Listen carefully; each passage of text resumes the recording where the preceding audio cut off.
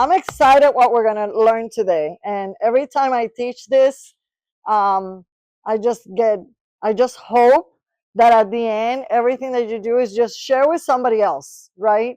Because the way that we're gonna learn about the brain today is gonna take what we know as we know it and just say, okay, let's change completely the way we think, feel, and act. Okay, and I hope I can make enough of an impression on you today that you decide, okay, I certainly need to make some changes, right? So first of all, oh, and my family's here with me, so my husband and my two daughters. Now, why am I related to grooms, to show jumpers, and all of that? Because my daughters ride, right? And then my husband and I were horse lovers. So I ended up as a neuropsychologist, ended up engaging in therapeutic riding. So I'm a certified path instructor. Took me forever to do that thing, but it was so amazing. So yes, we're a certified path instructor. And then he just loves horses and loves the farm. So we ended up being a family that loves being around horses all together. And that is going to be a little key that I'm going to show you later, why a lot of people are able to move forward as families and teams versus how people tend to live today, everybody in their own thing, okay? But that I'll hold it for a little later. So we all started with a little quiz I gave you, right? Now I told you, okay, go ahead and answer this as honestly as possible, right? Now, nobody's going to look necessarily at your number, but I want you to tell me for a minute any things that you saw in this paper, those things that happened. Did you find yourself kind of saying, well, this happens sometimes, often, or almost always? Like, did you find yourselves in the twos, in the threes, in the fours? Yeah, be honest. In this, I'm not going to add, but can you say yes to that? Yes. So this is yes, this is no, and this is I don't care. Okay. So if you see, every single day, you are going to be confronted with challenges, with things that make you either think, feel, and act in a way that you probably a couple times during the day said, ay, ay, ay, ay, right? Anybody in this grooming world ever experienced that? No? No? I think so, because when I see you guys, and I have to, and I have my Mr. Groom here, right, Papi? Yes. You're not your daughter's groom? Today you resign? Today he resigns and he has a shirt. I'm like a horse show dad. I'm the groom, right? Of course. You guys are in such settings every single day that it is unquestionable that many of these questions are probably in that 3 and 4 more than anything else. Yes. I know the sun is right on your face. Do you want to move a little bit and be a little more comfortable? You can move the chair. It's going to move soon for you? Okay. I don't want you to be uncomfortable. I want your brain paying attention. Okay. And so you guys are everywhere. It's like magic, right? You're here, you're for a second in a ring, and then you look back, and the other second you're tagging another horse, and then all of a sudden we see you in the wash rack, and then all of a sudden we see you again putting some ice boots on somebody else, and then again, isn't it? And so imagine what we're doing to our brain when we're giving it so many instructions. And this is the world of the overwhelm, right? This is the world of the overload. And everybody thinks that overload just comes because of technology, right? Nowadays, everybody says, we're so overwhelmed. There's so much information. Everything is about the technological information bombarding us. How much technological information is in this, right? And we are in the world of nature, connecting to animals. We love animals. So it makes no sense that people say, yeah, connecting to nature is so good for you. And then you live in this terrible, stressful manner. So think about it as we go through this next hour or so of learning. I want you to think, then what is it? Then what really makes my thoughts, emotions, and behaviors be the way they are? And it is because I have discovered for the last 20 plus years, I don't want to say so many more, so you still think that, I'm still very young, right?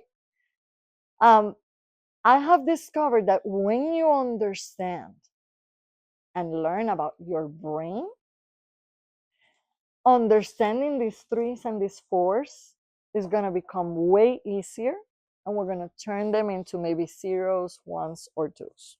Does that make sense? And let me tell you why I say zeros, ones, or twos, because you're never going to be out of stressful situations. That is life. Technology or no technology, life will put challenges in front of you. Okay? My friend just said, I want to go study, right? And do some more. That's going to put you on stress too. Did you know? Right? Because one of the hardest thing I ever did was my doctoral dissertation. Oh my word, right? So things will always come up, but how you're handling them and how you decide to learn how to move forward with that, that's what's going to make a difference. So think about it for a second. Think about for your totals. So think about it. If your totals, there's a maximum of 48, but if you're anybody here between 0 and 12, anybody? Honest, honest, honest? 0 and 12? I doubt it. Very, very difficult to be between 0 and 12, right? Alfredo, where's your stress test? Here you go. Anybody from, let's see, anybody from 13 to 24? Ah, typical, right? Some moderate. Anybody from 25 to 36? Ooh, that's where most of us sometimes feel, right? And then anybody above 37? Whew, okay, I'm glad. Okay, or maybe you're like very quiet about it, because stress is going to be very necessary and we're going to talk about it, but it is important that we keep it at check. It's going to be one of the key things that our brain is going to show you. So I want to show you a couple of things today, if you let me, and we're going to learn about the brain, because this lifestyle is fun. It can be very fun, but if you don't take, if you don't take a handle of how it's performing here, it can take you, okay? And so it's the reason why there's a lot of burnout. So why? There's long physical hours, right? Lots of hours of work, most of the time more than 10, more than you would say, I mean, any legal, if we were to talk about legal hours, right? We know we go way, you guys go way above that, right? High responsibility, especially when you're working with very high valuable horses, and not only horses but property as well. I think you handle not only the horses but even the property that has to be handled within it.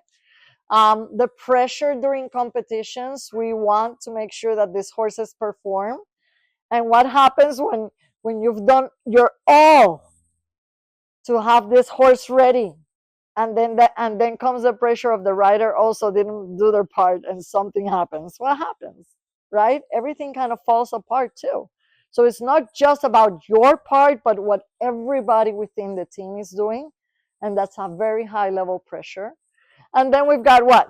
Super fast decisions sometimes that can affect your safety, which is the most out of all the decisions, the ones that we want to care about the most, because we get so used to the everyday with the horses that we end up being careless. And so all of those pieces, think about your brain trying to coordinate those different activities all at the same time, right? It's gonna do its work. So let me introduce you to the brain. And let me tell you something. Can you put your hand like right here for a second? Everybody. It's right behind there. It's in there. Guys, it is in here.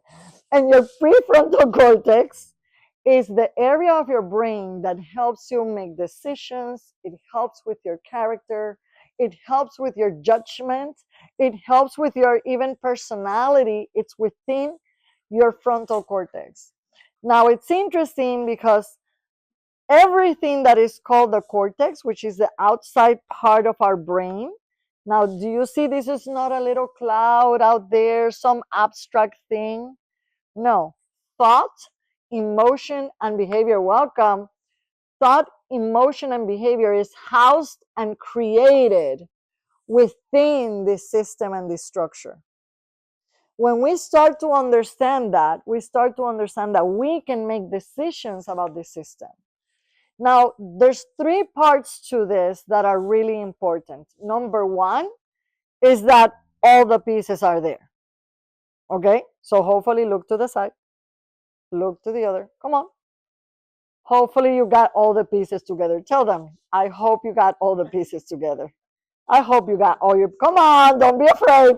Don't be afraid. Yes, I hope all your structures are there. Okay? And why do I say that? Well, there's actually conditions that are called, for example, there's a condition called agenesis of the corpus callosum. Sounds really cool in English. In Spanish, agénesis del cuerpo calloso. You see how cool it sounds in Spanish too? And it is missing, is people that are missing this whole center area of the brain where both hemispheres do not connect to each other. So that's why, look again and say, thank God you have all your pieces together. If you're here, you probably have all your pieces together, okay? Because what do they have when they don't have it? What happens is they have very little memory. They cannot learn, very difficult to learn. It's got to be a very high level of repetition and lots of mechanical work, like motor work, to be able to connect both hemispheres. So, really interesting your question, yes, but it is because when people lack those structures, they wouldn't be able to learn. It's very hard to learn, very difficult. They can have certain abilities, but then they wouldn't be able to connect one side of the brain with the other. And so, interestingly enough, you see that there is the cortex is on the outside, but once we go on the inside, the structures under, okay, are called subcortex, right? And this whole section here that looks like a big C is called the hippocampus. Now, the hippocampus is the area of the brain that is related to emotions, okay? So on the outside, my thoughts, okay? Under, my emotions, and even more under and towards my, obviously, spinal cord, etc. It's all my automatic reactions, right? So even the way that my gut is moving right now, it's already in the automatic system. The way that I'm gonna blink or I'm gonna just swallow, it's gonna be in my automatic system. I don't have to think about swallowing, right? It just happens. So the more innate activities, the more subcortical the activity is, okay? More primal. We call it a little bit more primal. It's instinct. There's no thinking about it. You're breathing. Do you think about your breathing? No. When we activate thought about breathing, then we're telling our emotions and our thinking brain to activate and put some action. Now, I know it sounds a little bit too much science, okay? But I'm going to get to it because I want you to understand why this is so important. When we are babies, okay?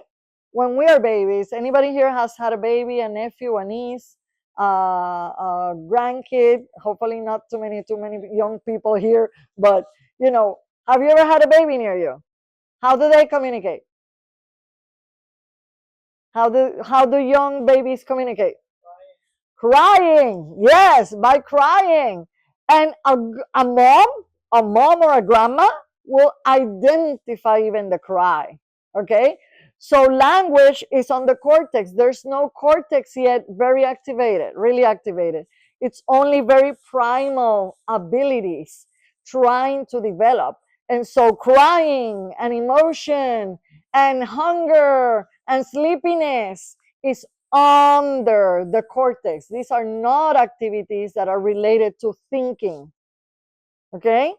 And because of that, We have just put them aside. We just react to them instead of responding to the body's needs.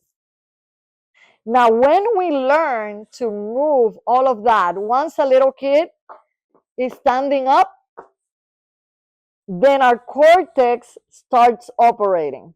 Our cortex starts programming and getting all those neurons interconnected and getting all that information kind of related. That's why they go 1, 2, whoop, and fall down and get up again, and 1 and 2, right? Because the brain is trying to make connections. Can you relate a little bit to that?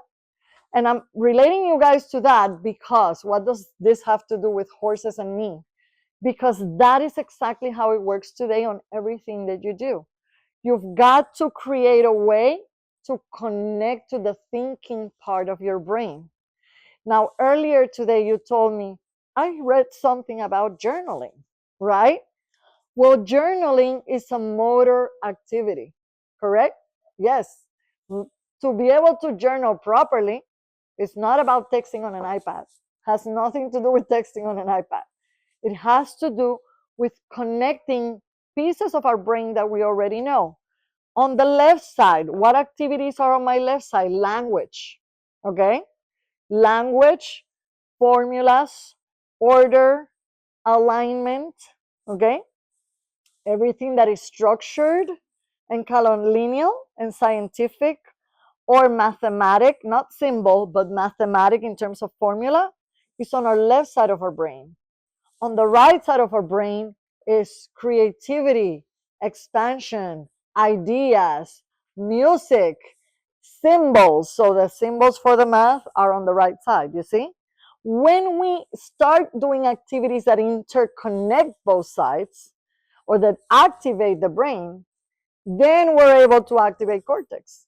So for example, for us to be able to think better, if we decide to write, we're engaging the parietal part of our brain, of our cortex, and because we're obligating movement, we're telling the brain, wake up, wake up, wake up. I need to use that part of the brain. I need to use the thinking part of the brain. And that is why better thought, better ideas, better programming starts coming to you. Okay? And so that is why journaling is such an incredible part of us being able to connect to the thinking part of the brain. But as such, it's also walking. You see me walking constantly? Well, one, I'm a Latina. But two, is because walking activates this part of the brain and allows me to think of what I'm going to say. Because right now, my first language is Spanish. You can't tell by my beautiful British accent, right? And my second language is English. So sometimes when I am going to speak, and especially I have to speak in English, my brain goes da da da da da da da, and it goes back and forth, trying to symbolize everything that in my thought I want to be able to represent to you guys. And so it creates movement. If I walk, it helps me create that connection at the cortex level. So if there's one thing that I want you to learn today, is that movement, intentional movement, is going to get you to activate your brain better and think and feel better like this in seconds, in a matter of seconds. So because of that, and I think people are a little sleepy in the afternoon, go ahead and wait and stand up for a second. Okay.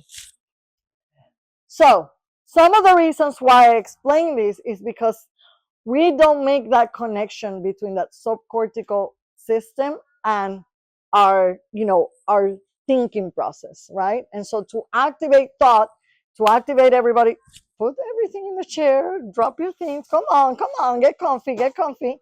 Okay, we're gonna do a very simple exercise, okay? And all we're gonna do is we're gonna touch our left hand to our right knee and our right hand, palm of your hand, to the left knee. Now, you don't have to super go all the way up here and think that we don't have to be that athletic. We can even do it lower as long as we are crossing. So do you notice that I'm using my opposite hand to my opposite leg? Because I am provoking, number one, movement, activity, physical activity. But number two, I am obligating the right side, left side of my brain, activated by my right side of my body, and vice versa, right? We are contralateral. And so this exercise is going to allow us to not only breathe, but activate frontal lobe and think a little better. So we're going to do it 10 times and then stop and do a nice deep breath with the nose. I turn that off. There we go. Okay, so here we go. Let's do 10 of those. You ready with me?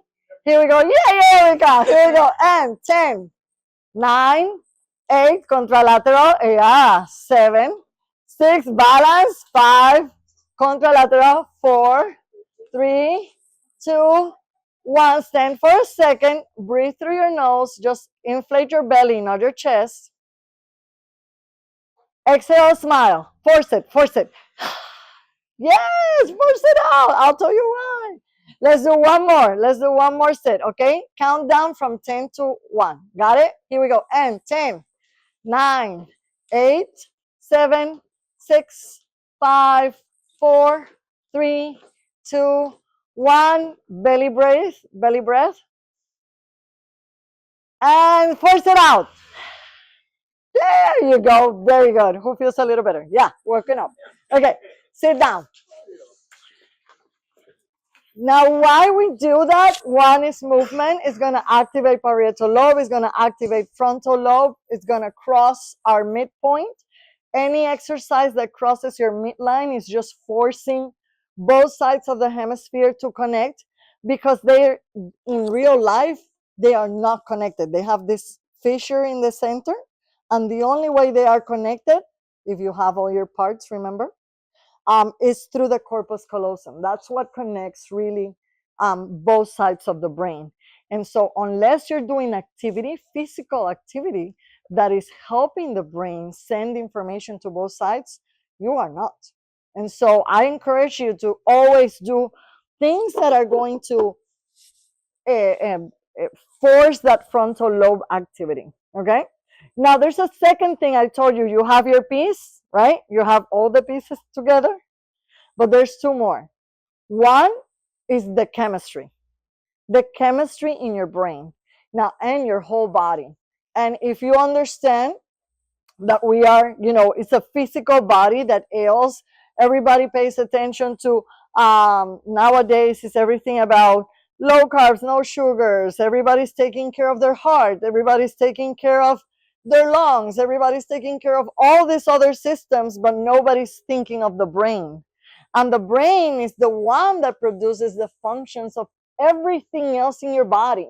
So from gut health, everybody's now calling the gut the first brain, and I call it, no, the brain and the gut won't function unless this is functioning. So your brain is functioning, and because it functions, your gut health actually helps produce some of the chemicals in your body. Now, let's say that today you had a really difficult day. You had this horse that, you got everything ready, and and for some reason you had this beautifully planned day, and it so happened that it flipped on you, okay? Okay, and it might have been one thing in the day. You thought everything else ran well until this one big thing that happened. And it always has to happen before the day ends, right? Like it's something that happens. And so what happens with the chemicals in your brain is that an inside structure called the amygdala, I'm going to mention it in a second. It's right in the center, but it's an almond-shaped structure that is responsible for our fear. Okay, it's responsible for our response to fear, to situations that happen in our environment. And so what happens is that it just releases all of these chemicals and causes this release of chaos within the brain. Okay, and this is why you're responding. Do you notice that sometimes you go, and then all of a sudden, a couple minutes later, what happened? It settles. It settles. It starts settling. Well, it always settles. You know that it always settles. It just takes longer or shorter on everybody. Okay, and it's because of the way that you have planned it. It's because of the way that you have repeated the pattern. It's because of the previous experiences in your life that have created the same pattern and the same repetition. And so the amygdala, even though it's a protector because it's there and the system is there really to protect us because we are mammals, right? And so if we see a tiger looking at us right there, and all of a sudden it's got, it's like in its fore, it's going like that, and it's really intensely looking at you, what do you think your heart rate is going to do? Right? And then all of a sudden, what's going to happen? You decide mainly two primary things. Do I just play dead? If you can, if your heart will allow you, because probably you won't. Or do I have enough time to go run and blind myself over there and see if it doesn't reach me, right? Like you got two, fight or flight. This is fight or flight. This is what determines that fight or flight. But it's going to happen according to your previous experiences, according to everything that has happened in life before. And so every stressful situation that repeats itself at the showground, every stressful situations where the boss is always saying it the same way, or you already know what the response is going to be, it's not you thinking with your frontal lobe, it's you thinking that amygdala is telling you, hey, hey, hey, hey, hey, hey, hey, hey, remember, okay? And that is what really creates our emotional reactions and our behavior, and it completely jumps and ignores thought. Because our brain is able to believe whatever thought we give it, whether it be real or false. Did you know that? At the end of the day, we create the thought. We can create real thoughts. We can create false thoughts. We can create thoughts regarding facts and real things. And we can create thoughts related to an emotional experience and have no relationship with the thought or the fact whatsoever. Does that make sense? And so this is what's causing how you react. Now the question is, can we help our bodies bring this to what we call it homeostasis, to equilibrium? Can we teach our body to bring this to homeostasis so that we can do what? Think better. Because at the end of the day, if we're able to take ourselves into a thinking pattern and teach our amygdala, hold it, I would say hold your horses, but hold it, right? If you can teach your amygdala, hold it, then you're telling it you don't have to be in this alarm system all the time. I can use thought to really think, is this fact? Is this helping me right now? You see? And so questions are going to be key to helping you think, are you just in the amygdala response or are you in the thought response? And this is why I want to teach you just two main, they're pretty much the same. It depends on which one you like best. But I created two acronyms for you to learn today to really take a control of how the amygdala is reacting on you and how you can from now on just do simple steps that can take you from super overstressed to I can handle this, right? Now remember, stress is not going to disappear in your life. Stress is actually necessary. The problem is when stress is in overload, because the same chemicals that will protect you in the moment where the tiger is there, because I would hope that my amygdala fires up when there's a tiger like right in front of me. I would hope so, right? Especially if it's one that's looking at me and like, with the fangs out. I would love to, and make sure that my brain has an amygdala that's reacting to that. So we do need the amygdala to give us an alert. What we do not need is an amygdala that's always in over alert. Does that make sense? So the problem is that our life has created a system that is in over alert. And I'm pretty sure everybody has heard the famous, because it's all a trend, everything turns to be a trend, cortisol. Everybody has heard the word cortisol. Well, cortisol is nothing other than one of the chemicals that the amygdala sends a signal to be released so that it protects you from harm. Reason why it protects so much that it deteriorates other systems. If you are in constant stress, constant cortisol can even produce cells to develop, some cells to turn into cancer cells. It's that serious, okay?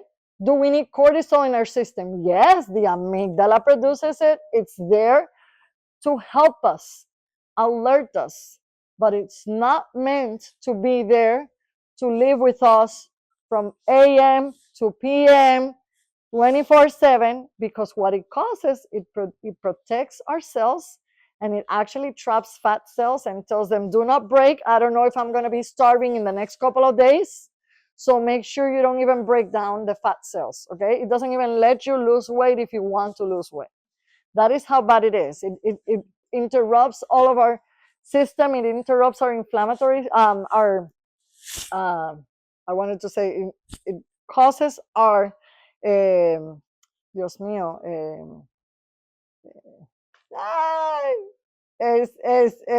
Dios mío, I know. El sistema tanto endocrino como nuestro sistema, Dios mío, se me fue. It went blank. It went blank, yeah. But both of our endocrine system and immune system, that's what I wanted to, if the word wasn't coming, immunity. Our whole immune system gets blocked by cortisol and causes inflammation throughout the systems. Yes. And this might make no sense because I have no understanding of it. But if it does make sense, it could. Are you, yeah. like, is the amygdala giving out a signal that has a certain, like, say, length of time? Like, oh, this neurotransmitter exists for a minute, and then it continues. Like, if you're in the cortisol stress, are you just continually giving out this minute-long system, or is it that for some people it's just the same signal is hanging around longer? Well, it really is going to depend on how you have trained the amygdala to release it consistently or to release and done. You see, there's people that have learned to have a really bad moment and be done with it in 60 seconds, and then all of a sudden you're like, okay, it was done. It's done. Let's move forward. Where there are people that can have a bad moment and be in that same reciprocal, continual thought for weeks. So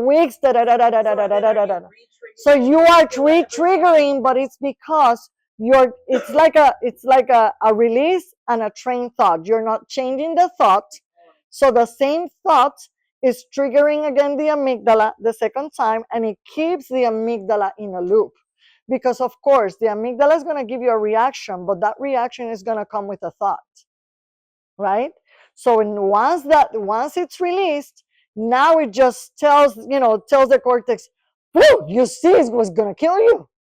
That's why you had to stop, right?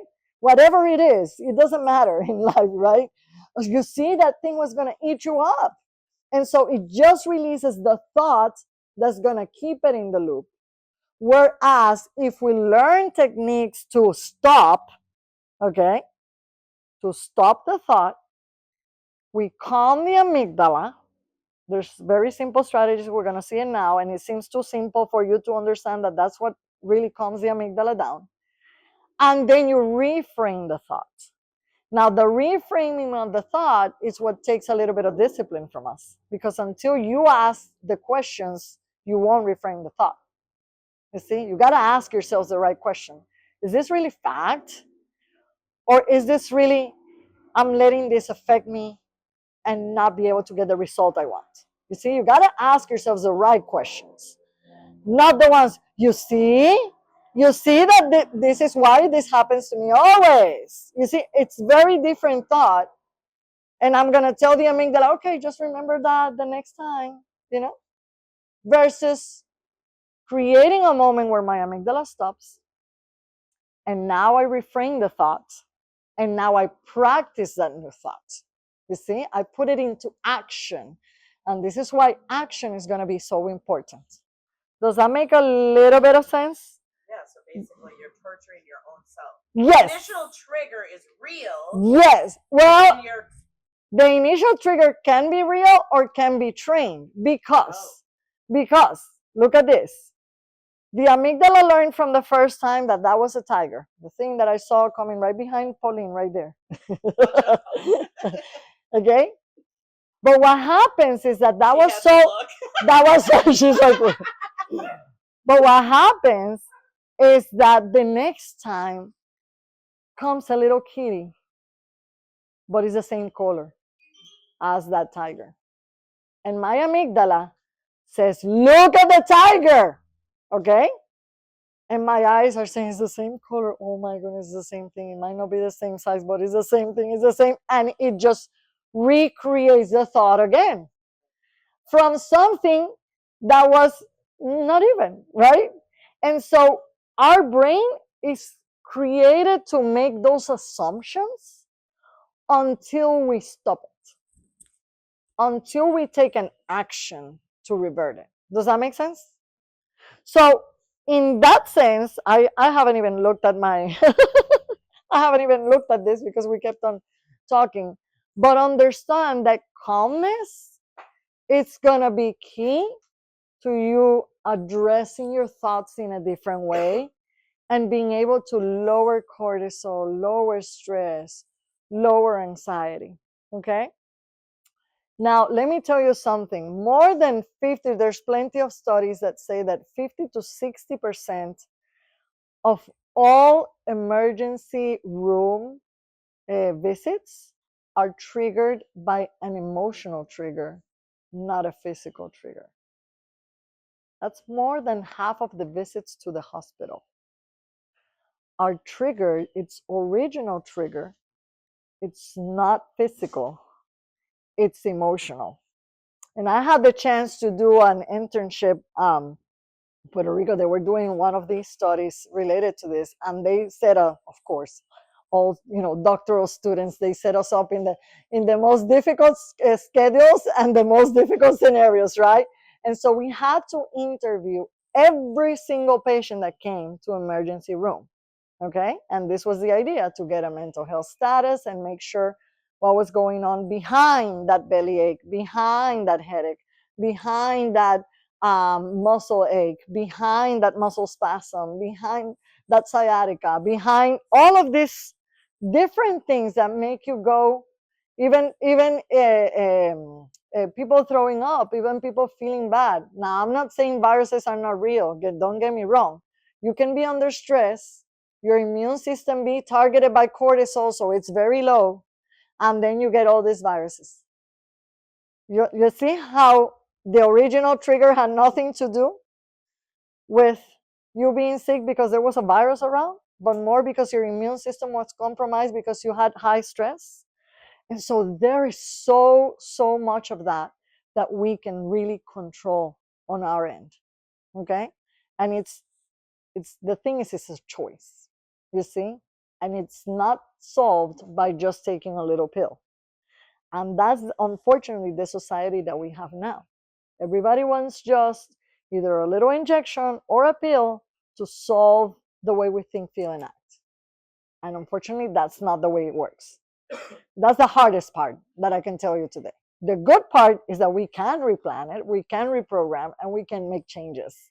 And they can be as simple as things, strategies that take you a minute, 60 seconds, 90 seconds to, change the ship and feel better. Would you like to learn some of those? Yeah. Yes. Okay. So I created for you too. This is just a little bit more anatomy, so you have, an idea. But you see, the amygdala is the alarm system. The prefrontal cortex, which is all of this front area here, is your thinking brain. Okay. And the hippocampus, what happens with the hippocampus, because I told you all of this hippocampal and limbic system is the emotional brain, right? And because it's internal and it's related to what? To memory. Every time we have a certain emotion, we're trapping a memory. Every time we have very high emotions, we trap another memory, and we trap it in the long-term memory, because our short-term memory, what we did this morning, what we had for breakfast, things like that, are on the sides, on our temporal lobes. Okay, but the long-term memory is inside. It's in those more primal areas of ourselves. And so that is tricky, because then that's why things that were trauma when you were young, and it's not that we're going to discuss any trauma or anything like that, but you don't even notice it. But even if you were a child that were abandoned by your parents in a way or two, or from one of your parents, or if you had somebody, you had a traumatic experience growing up, or you had a traumatic relationship, or something happened, all of that is trapped subconsciously, which means you're not thinking about it because it's not in the cortex. See? Every time we say the unconscious, doesn't the unconscious sound like a little cloud on the air kind of following you? But it's not. This is the unconscious. And this is the memory area that keeps those memories that were automatic, that you didn't even plan. So the only way to trap them, to keep them, to connect to them, is to bring them to the cortex, to the thinking part of your brain. And for that, you need to work. Either you journal, you walk, you think, you talk to someone. This is why therapy was created. Now, I'm not 100%, and careful how you take this. I'm not a super 100% in the talk therapy. There's a lot of talk therapy that just keep people in the loop. And I do not like that kind of therapy. I like the kind of therapy that'll help you ask yourself the right questions, help you get the right strategies, and move you forward, right? That's the kind of therapy I'm in. Okay, but the one that takes you to the past and keeps on reminding your subconscious of all this stuff in the past, I just think that those memories are there. We cannot take them away. Understand that. But I have one good news. We can always create new memories. Yes, we can always create new memories, new experiences. And that you can do anytime. Yes? Thumbs up on that? So, you've never felt like this before, right? Irritability, brain fog, feeling like, even today, for some reason, I got here and I was telling you, right? My brain is somewhere else. Like, for some reason, I was feeling a little off, and I started moving myself around, kind of walking, kind of getting myself, a little bit motor activated, and then it set in. So I have learned to do that for myself. You've got to find what works for you, okay? But movement is going to be key. Forgetfulness has nothing to do with having Alzheimer, okay? Everybody now, anybody that is 40 and up, everybody says, I've got Alzheimer's. It's like it's a gift. No, it's forgetfulness in the sense of lack of attention, difficulty focusing, difficulty making a decision, difficulty putting decisions together, okay? And this is an overload of the frontal lobe. This is why it happens, okay? Stress, fatigue, headaches are super key. Do you have a question? No? Okay. Super. Okay, so I told you two acronyms, okay?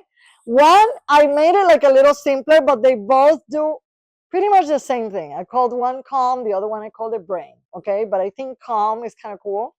So, simple strategy, number one thing that we're gonna do when something comes up and you can feel like, you can notice that something bad, like really just happened, right? Like something's like burning you up. We're gonna calm the amygdala. It's the first thing that you've got to do. You cannot go and think that you're gonna think. You can't think. If the amygdala is like this, it won't think, okay? So you gotta help it calm down, and the best, it's primarily a source of fear, but it's really fear of protection. So we call it fear, but it's really because it's using a source of protection, okay? It's meant to be there to protect you from something that can hurt you. You see? And where is fear coming out? Fear coming out? Because the fear, well, it depends. It depends on where, it depends on how we build it, right? On where all the thoughts are pulling together, right? But really, a fear, it depends on if it's going to be a physical fear or an emotional fear. You can be fearful of something that's going to hurt you physically and not necessarily emotionally, right? Versus a fear of something that is emotionally hurting. And the anger is the buildup the buildup of the thought and the repetition, typically. Anger is somewhere else in the brain, or it's No, it's still related to the amygdala. It's still related to the amygdala, but it's triggered by the amygdala in relationship to the environment. It's triggered by the amygdala, and it's in relationship to the environment. So you can be fearful of something and not angry of something. You understand? You can be. You can't be angry without fear. You can be fearful without being angry. Yeah, but you can be See, that's a great question. I think that they go hand in hand. That's a great question. That's a great question, but I know you're deep in questions because you always go. A lot in Yes. competition. Somebody will come out of the ring, they screwed up, and they'll be really angry. But and is that the amygdala reaction? that might be the interpretation of that moment, but it's not necessarily anger. It might be frustration. Yeah. And we are interpreting it as anger. You see? Anger will come with a response, typically a behavioral response, whereas frustration will come like kind of inside, right? It's kind of towards yourself versus anger is going to go outside of you, typically. Doesn't it? I wonder if the same system should work. But it works, yes, for anger because it comes from the same source. Yeah. The same main source that reacts in a way where you can't handle is going to come from the amygdala. That's the only source that really triggers out on you anything that you feel that you cannot control, because it's trying to control it for you. It's trying to tell you this is the way to control it. It's trying to tell you something. It just doesn't tell you in the nicest way. Now, sometimes we haven't learned the nicest way to control it. Have you ever met people that don't get angry about pretty much almost anything? Have you? Isn't it hard? But typically, it has nothing to do with them not having an amygdala. It has to do with their amygdala being trained as they grew up differently. You see?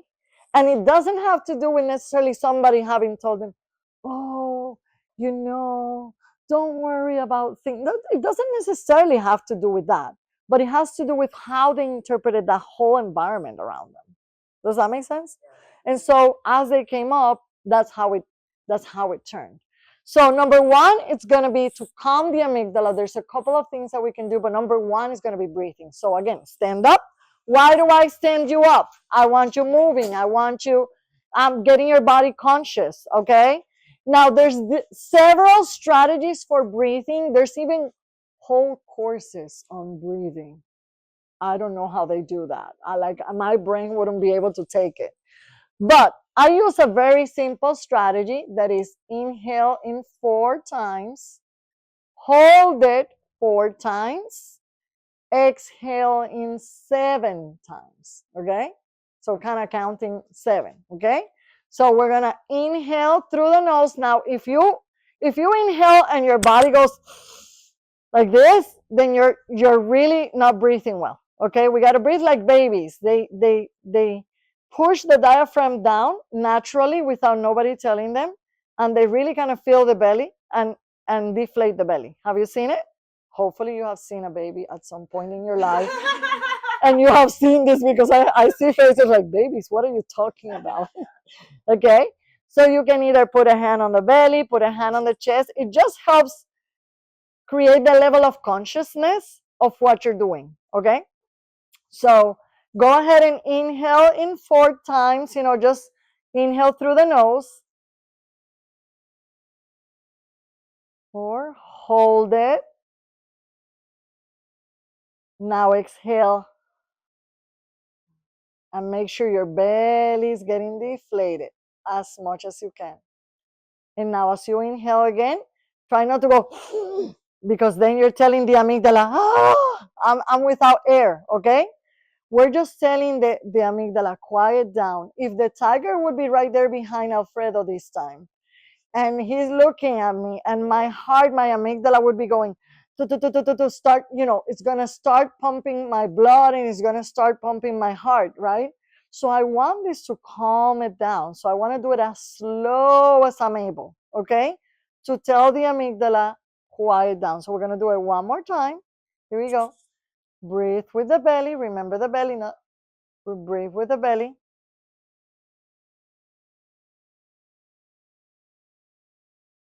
hold it,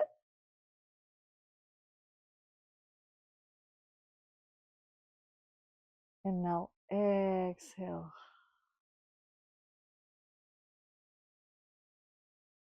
Does it feel like your heart rate is already a little slower? Yeah, you can do this 3 up to 5 times. I don't recommend it more than 5 times. You can hyperventilate. Okay, but 3 to 5 times. It depends on how much time you have. Your brain in that moment is really going to quiet down. Now, I want you to do it one more time, but this we can do it 2 times, but we're going to do it in a little different. I want you to move around. I want you to walk as you're doing this. And I don't want you to run it. Just go ahead and find a spot and walk it out and inhale 4, hold it 4, exhale 7. Go ahead and move for a second. Inhale 4, hold it,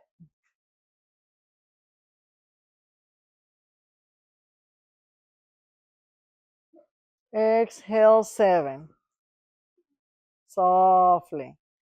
Even if in the hole, let's do it one more time. In the hole, just stop wherever you are. So inhale, hold it 4, exhale it out, move again. Okay? Now, does anybody feel a little lighter headed and kind of quieter in the body? Yes? No? Yes? I hope you do. Now, number 2, okay, is quieting the system. Now, there are 2 other ways of starting this process. If you're a really conscious person, that's amazing. Bra, bra, bra for you. But there's 2 ways that psychologists teach you also to do this. Number 1, it's a very loud and rowdy because sometimes the amygdala doesn't want to pay attention. And so we will go and say something like, stop. Yeah, stop. As simple as that. Yeah, papi, come and show, come over here. Don't, you took it out. Okay. Yes. So there's 2 main ways that we stop it. It might be that you decide to even stomp it. Okay, like stop. Because look, it activates physical activity to bring it to thought and saying stop it with the emotional reaction. It's telling the amygdala there's no need for that right now. Okay? And so even though it's a little bit bigger, a little bit more physically bigger, if you're in a situation where you can go ahead, let me go and walk and breathe, it's great. Bravo for you. There might be situations where you've got to stomp it, okay? Or you got to tell it to yourself, or you got to stop it, okay? I know, she's like, okay? But that's what it causes in your brain. So it's a shocker. It's called a shocker, okay? Another shocker is having a band. And he thinks, yes, like just like that. Now, it's not to hurt you and be like, oh, I'm self-mutilating. No, it's an alert. Is that used in extreme cases? Yeah, some people, yes. You have to be careful that people are not like self-mutilating. That's a whole diagnosis, okay? I'm talking about healthy people that are learning healthy strategies to figure out life, okay? And so you can use a band, you can use something that'll help you, just that little bit of trigger. We find ourselves all the time, although he's the one that wears it, but all the time saying something that it doesn't even make sense to ourselves. And we look at ourselves and go, blah. Like, yeah, that we didn't even have to word that out, okay? And so sometimes we are wording and programming everything that the amygdala is doing for us. You see? And words are cognitive ability. Do understand that. Words are not subcortical, they are cortical. So every time you tell yourself that something is not happening or something, all of that is telling the amygdala information, okay? And so be conscious about that. So those 2 ways are additional ways. I also use the cold water. Cold water is amazing. So a cooler shower freshen up your face, just if you put a little bit of cold water in your face, it'll shock the amygdala and stop it. It'll stop at least the irrational thoughts. You see? It'll stop the irrational thing of what you're going to do next. And so we'll be able to move forward. Second is activate the thinking brain. So how do we activate it? We just said first thing is move, okay? So to activate the brain, you're going to move. Second thing you're going to do to activate is ask good questions. Is this fact or is this just an emotion that I'm experiencing right now? Where is this emotion coming from? Is this something that because it's repeated from the past, or is this something new to me? I mean, ask yourself questions. That's going to activate the thinking part of your brain. To lower the cortisol, move your body. The only way to lower cortisol levels and to stop, yes, the stop is going to start with an action. But to lower that cortisol level is going to be with exercise, it's going to be hydrating, it's going to be moving your body and getting it to reduce that chemistry, okay? And then calm is going to be clear and intentional about what you're going to do next. And you're going to see it in the brain one. It's a little more specific as to, okay, how am I going to be intentional? What's going to be my next step? I already stopped the thought. I already asked myself questions. What is going to be my next action to move from where I'm at right now, from feeling this anxiety or from feeling this stress at the end of the day, or from feeling like I can't sleep because tomorrow the day is going to be hard. Like, what am I going to be intentional about? Okay. So that's the one version. I'm going to show you the next one because we only have a couple of minutes to get this done today. Okay. But this is the one I want you to think about as I love this one also because obviously it says brain. But number one is still going to be breathe, right? Let's stop and let's breathe. So let's go ahead and stop and breathe. Do that exercise. How long did it take you to do that exercise? The breathing exercise. Even if you stand it up and moved. 30 seconds, 60 seconds, 90 seconds. Okay, do you think that during the workday you can really stop and do that? Yes. Even if I tell people, even if you have to step away to get a different type of breath, even if you have to step away to look at something completely different for 30 to 90 seconds, you can do it and do a nice big deep breath, okay? Reset your body by moving it, by relaxing it, by going ahead and just like, getting that shake it off baby type of moment. And then it tells the amygdala, I am moving on, okay? I am moving forward. Adjust your thoughts is the same thing as asking yourself questions, okay? So is this really, something real that's happening to me? Is it sometimes I tell my daughters this all the time. Sometimes we're assuming what other people are thinking constantly, right? We're constantly thinking, well, this is happening because they're thinking this and this and this. And sometimes I go, no, that's not fact. That is not fact. We're not on somebody else's brain. But until we bring ourselves to adjusting our thoughts, we'll continue to be bothered by something that probably shouldn't even bother us in the first place because it wasn't our thoughts. And we were putting thoughts on somebody else as well. Okay? Improve your environment. Change where you're at. If you're in a toxic setting, honestly, evaluate. What would make it, sometimes we cannot change the whole setting. What would make it less toxic? What could be one change in your environment that could make a difference? Just one thing.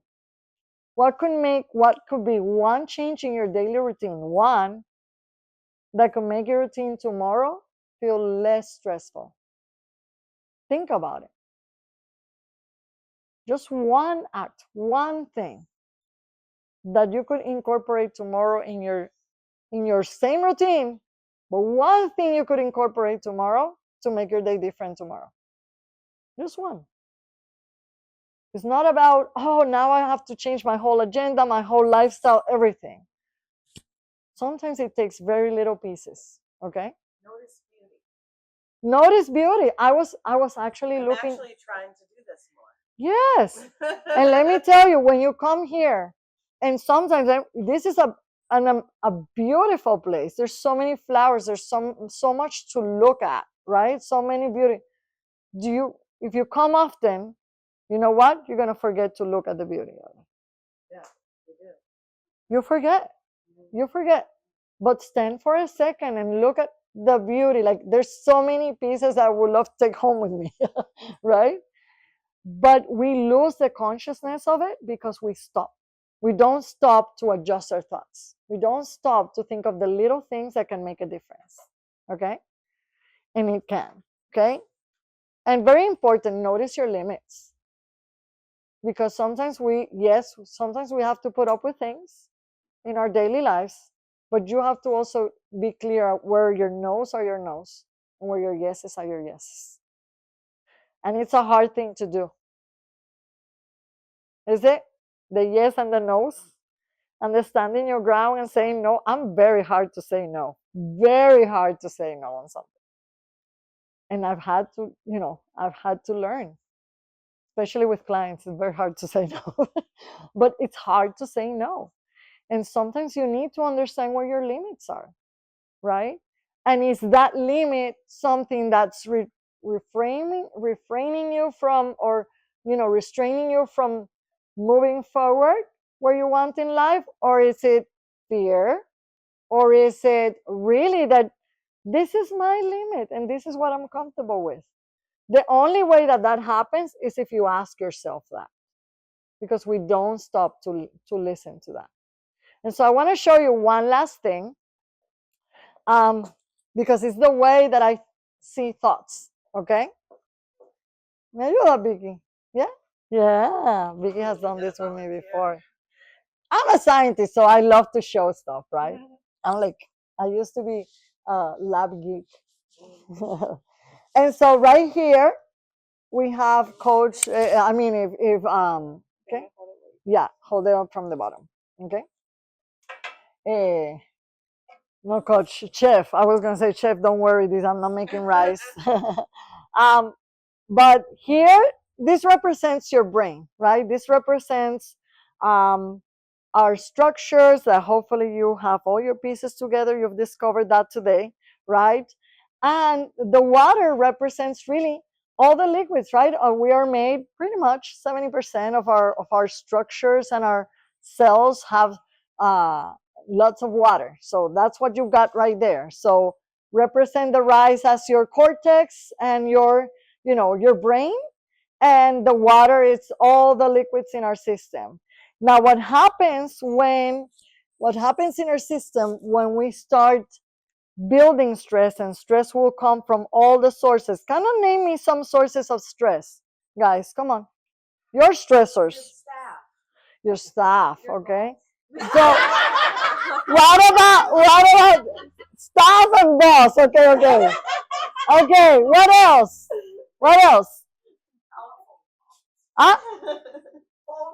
Phone. Oh, I don't like phone calls. Yeah, phone calls. What else? Finances, for sure. What else? Sexual problems. Sexual problems. Yes. I'm speaking for Alfredo on phone. Okay. What else? Tell me. Family. What else? Living up to expectations. Living up to somebody else's expectations. What else? Keep going. Medical problems. All of these are adding up, right? Getting old? Yeah. What happens is that all of this is oxidizing our cells.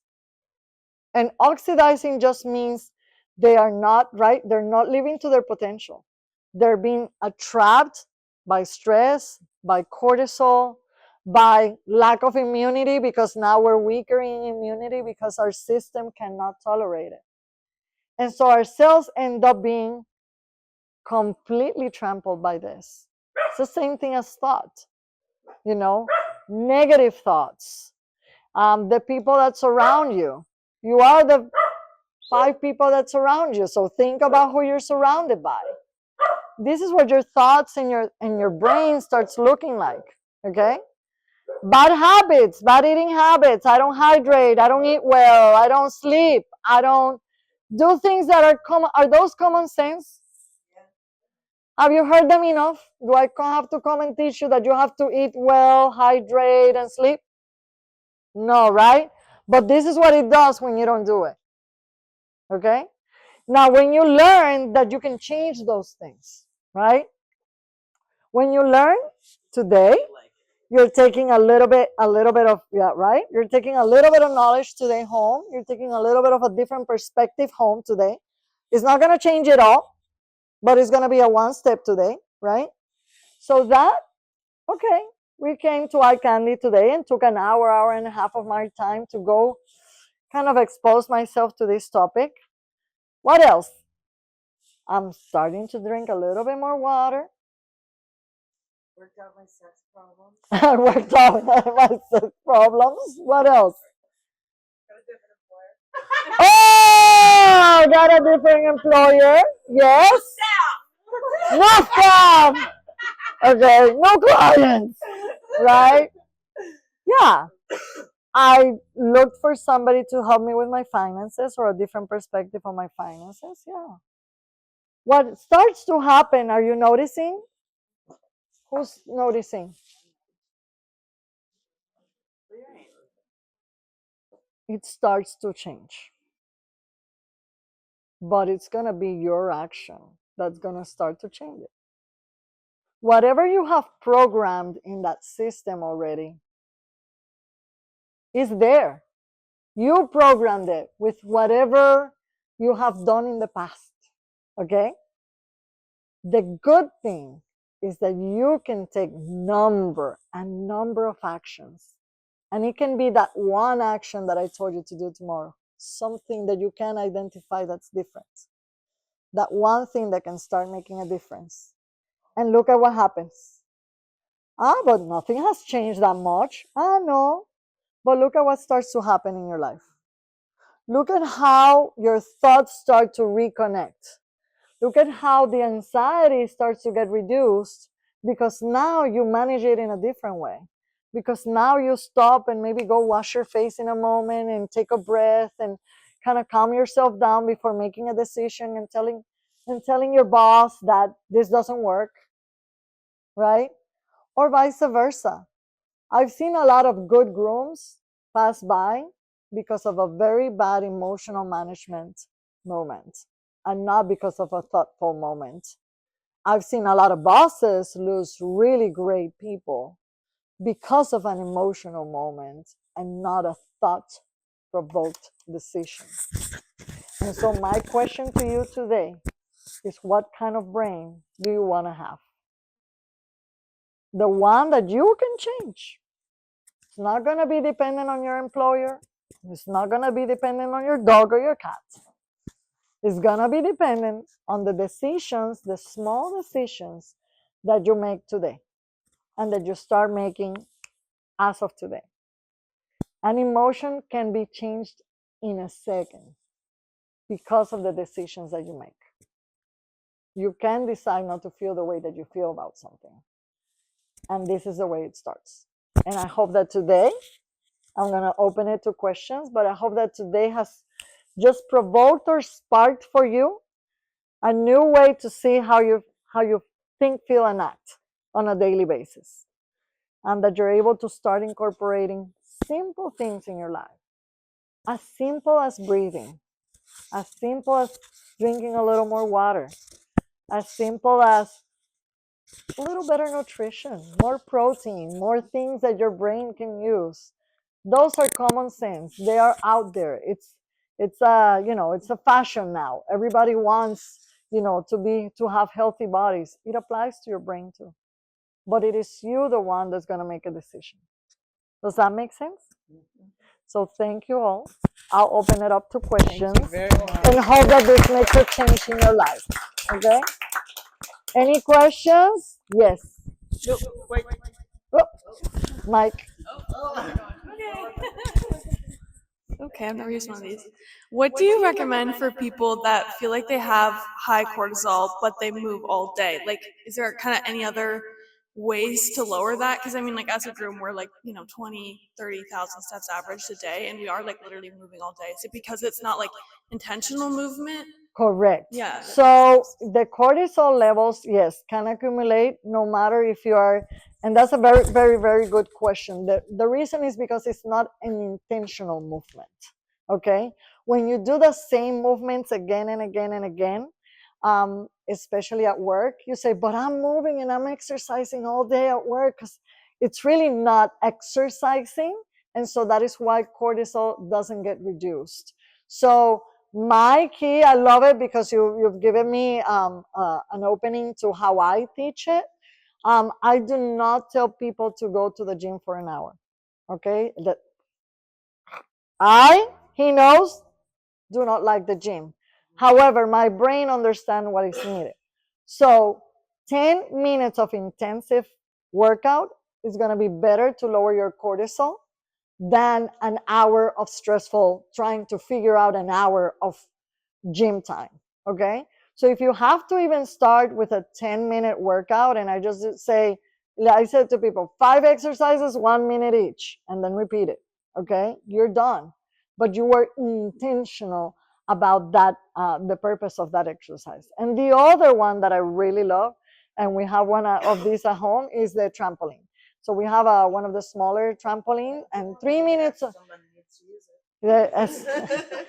The small, just the small round ones that is called a rebounder. Really, not the huge trampolines. She uses her big one all the time, but it's very useful for attention concentration, for boosting your immune system, and you only need 3 minutes a day. And so if you even have to start there, that's why I tell you, you don't have to start.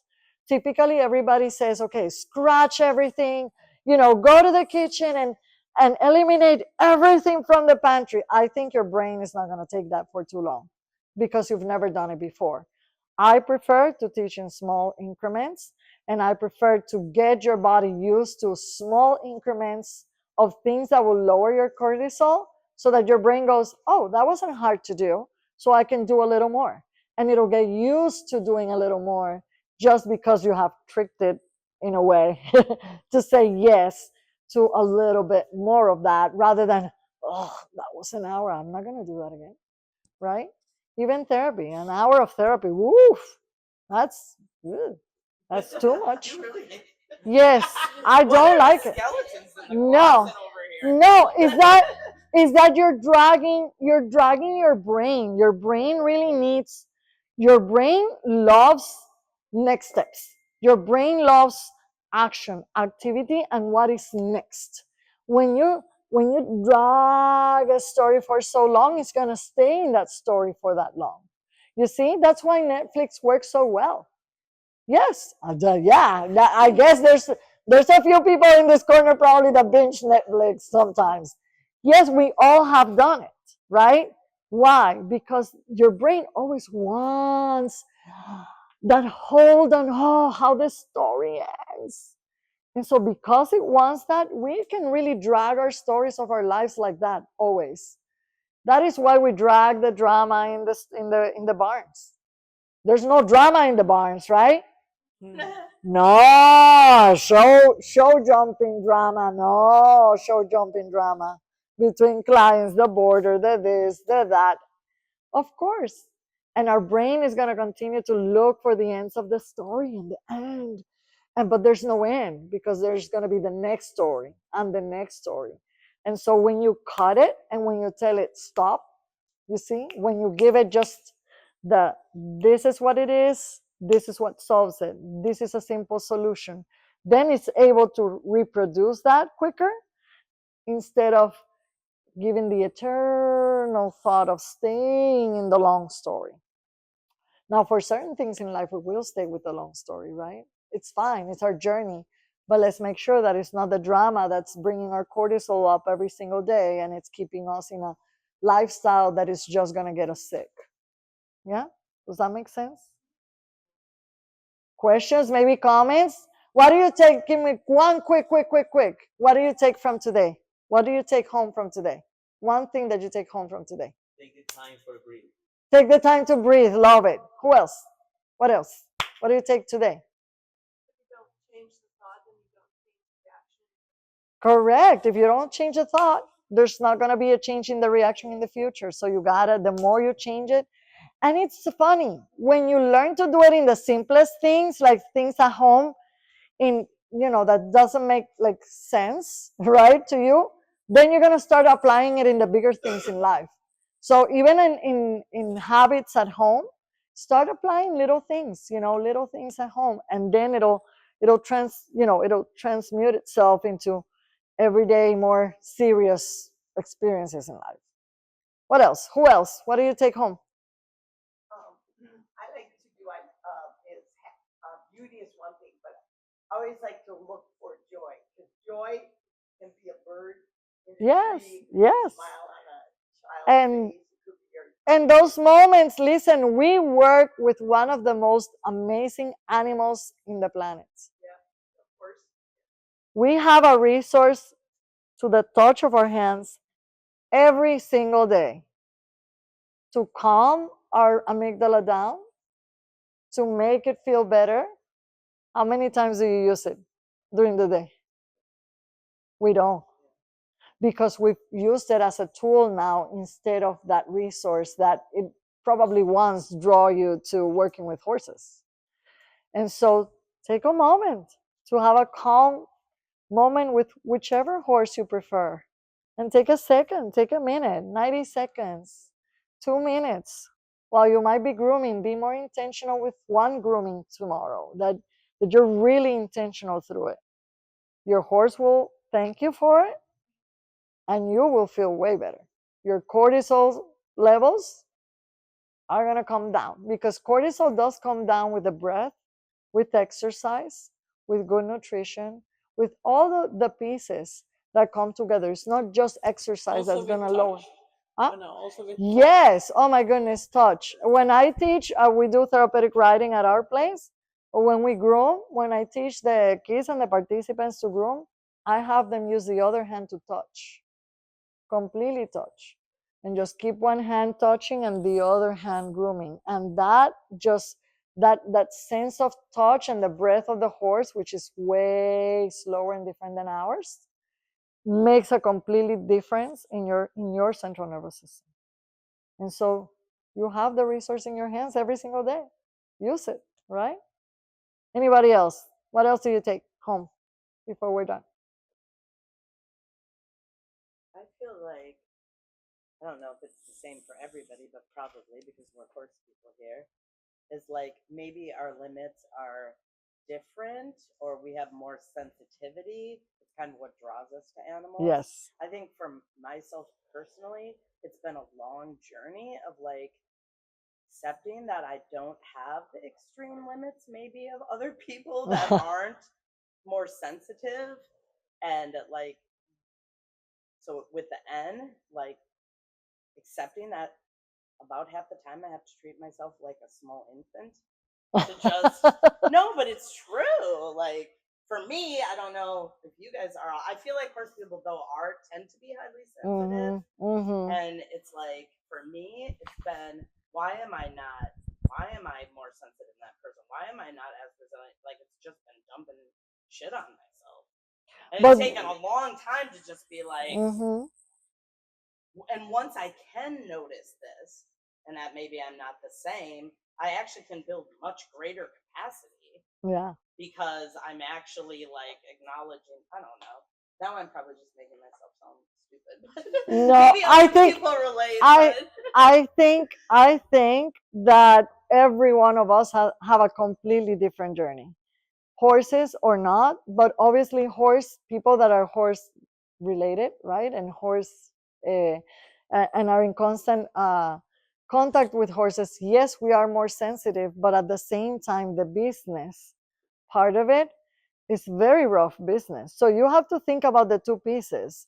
Horses might have made you way more sensitive, but the business part of this business is very rough.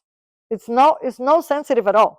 Yeah. And so if you look at the dynamics within the business, then you can see, okay, where we arrived to working with horses was a place of sensitivity, was a place of being sensible. And that might be a piece where you go, okay, where did I lose it? in the process of where did I lose it. I had somebody yesterday, it has nothing to do with horses, but look at this. She was helping me do my hair. It was a mom, just a friend, and she's been telling me for weeks, oh, I want to do your hair. I don't work on that, but I love doing hair. And some other mom that was there tells her, oh, but you should do it for a living. And she says, the day that I start doing it for a living, I'm going to lose the love for it. And so be careful. And I was like, whoa, right? Because sometimes we have gone to this business because of the passion for the horses and the sensitivity that we already have for it. But let's be careful of where it has taken us to a point where the sensitivity has been lost and only the money and business side has grown, and all that has done is an increase in cortisol, an increase in stress, an increase in anxiety. So it doesn't mean that this is going to be in beautiful, perfect equilibrium, but then we can set our limits and say, okay, where do I notice that my passion for this is lost, right? Or where do I notice what has caused that change, you know?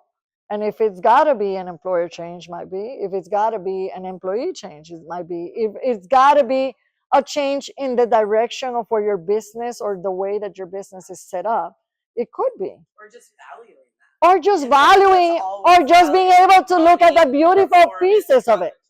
Just being able to be conscious. Yeah. The just stuff that sometimes people make fun of you. Look, Kissing your horse. adjust thoughts. Adjust your thoughts. Where is it that your thoughts are taking you in relationship to what you really think you're doing right now? And what is of value to you? Because we might be thinking of others, and you say others make fun of you. Adjust your thoughts. Are they really? And if they are, do you care? Right? Ooh.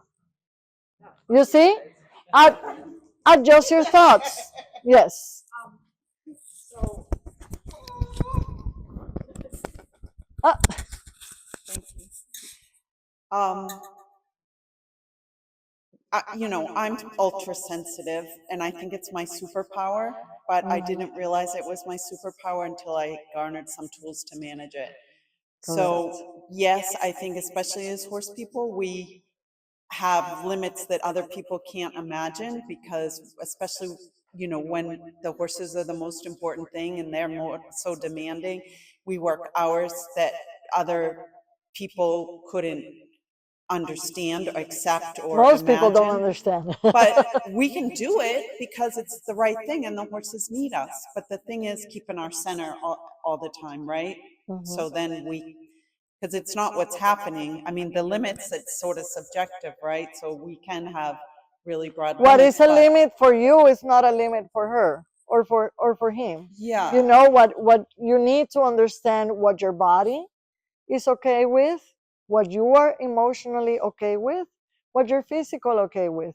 Some people might just say, okay, maybe I don't necessarily I groom is not the role for me, but it might be something else within this field. I mean, you can assess that and evaluate it. And that's the point of it. The only way that your brain is going to understand it as a cognitive ability and something that you're really making sense of it is by bringing it to your conscious level, right? We're letting everything just roll, and a day go by and a day go by and get used to it. And so we just get used to it. And that getting used to it is what causes the high cortisol, the high stress, the high anxiety. If you understand your limits and you understand the reality of what you're working with, but you love it because this is this is what you love to do, then the working of the 10 hours is not going to be that huge of a thing for you, because you really are passionate about spending the 10 hours with the horses or spending the 10 hours caring for them. But it's going to be a you thing, not a them. It's going to be a you thing, and you've got to take that time to evaluate and assess what works for you. If this is what works for you, that is fantastic. But do it consciously, because otherwise the amygdala is going to look at tiredness, at fatigue, and then go, then is this worth it? So you have to teach your amygdala what's going to be okay for you. Yeah. Yeah. And I just want to Yeah. echo the Uh-huh. tools. So Yes. using your tools, because that really slides the scale on the Yes. limits, because Yes. we're so powerful if we use our tools, and thank you for them. Yes. Thank you. Thank you. Anybody else, so we can wrap it up? I know we're right, time flies, and everybody needs to get to other things, but thank you so much. Hope that I have supported you in some way. There's a little we have a copy of Pauline. It didn't bring out so beautiful, but it's okay. It's here, and if not, we'll. If there is a list, I can PDF you. No, I have it. You And have I it? put it in the community, so Okay, people can perfect. So this download it. document is in your community, the full PDF, and it's like a summary of the brain. So you can have it at home, so you can just use it as a tool to just remind yourself small things that you can do on an everyday basis to make a difference. Okay. Well, thank Have you a great so day. much. Do you want to tell us about your book? Oh, sure. So Happy Brain, Happy Life. It's really a book that talks about brain health, and it's really um, based on three main areas of your life. Okay, so we're gonna make sure that we understand our brain, we understand how emotions are processed, but also then how we incorporate that into our relationship with others. And remember how I told you, I didn't talk about that, but how my family and all four of us are in the horse world, and that is the one thing that really has gotten us as a family, as a unit, together. And it ended up because our daughters got into it, and we loved animals in a way. But I also encourage everyone to, with your loved ones, with your team, with your, the people that you're surrounded, that you really find the things that you've got in common, because we are very easily to be the ones to separate ourselves because of not finding things to work with, and do it in common. And so Happy Brain, Happy Life is available on Amazon. I do have it available here if anybody wants it. It's available also in Spanish. In Spanish, it's called homeostasis, which means equilibrium, and it has a lot of exercises like this to practice your brain health on a daily I have living. two questions. Can we book you for next year for part 2? Yes, of course. You got it. You got it Can we do a 100%. webinar also at some Of point? course. Good. Anytime I would be happy. I mean, this is what we do, and I would love to, the more that we're able to share brain health, and the more that we're able to share the simple ways that it can be done, then I'm happy. And that's my Well, purpose. thank you very much. Thank you. Thank you.